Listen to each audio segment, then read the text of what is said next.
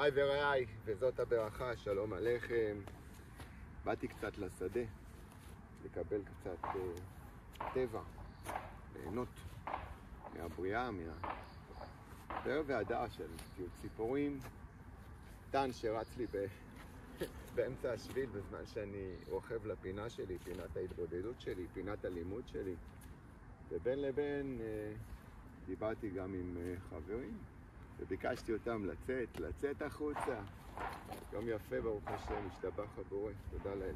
תראו, אמת ואמונה לרבי מקוצק בענייני חנוכה מדבר על הכוח הזה של חנוכה, להביא את היהודי לאמונה שהקדוש ברוך הוא חפץ במעשינו. הנס הגדול שהיה בחנוכה זה שאותם יוונים רצו ממש להשכיח את השם מעם ישראל חס ושלום. הוא כותב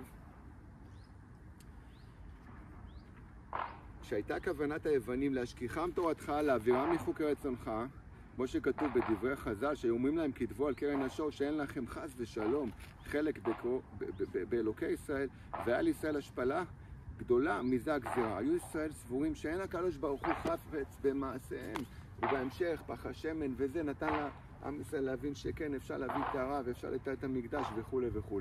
אנחנו ברוך השם יודעים שהתורה היא משמחת את לב האדם, והתורה היא קבלה עתידית שאדם צריך להבין שבמקום שהוא נמצא, שלא יגיד למדתי, אני יודע, ממש לא, אתה לא יודע כלום, תקבל על עצמך את הקבלה לעתיד, שתלמד תורה. מי שחושב שהוא יודע, טעות. הקבלה הזאת שהאדם מקבל על עצמו, מביאה אותו לשמחה בכל רגע שהוא עוסק בתורה הקדושה. יהי רצון והדברים הקצרים האלה יהיו לחיזוק לכל אחד ואחד. שכל אחד ואחד יחפש בזה החנוכה שנחקק לנו לדורות על ידי חז"ל, את הקבלה האמיתית של אור התורה על חייו. ברגע שאדם מקבל על עצמו את הקבלה האמיתית של עול התורה, בחינת נעשה ונשמע, הקדוש ברוך הוא, כן, אני מקבל על עצמי לקבוע עתים לתורה, ללמוד, לקדש, להתאר דרך המלך. ברצון, זכות הדברים האלה שנאמרים כאן בשדה יהיו לחיזוק בעבורי ובעבור כל מי ששומע את השיעור הקצר הזה. אוהב אתכם, עד כאן.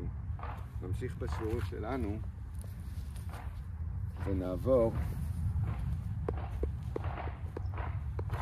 במסילת ישרים, קצת מוסר פה בשדה.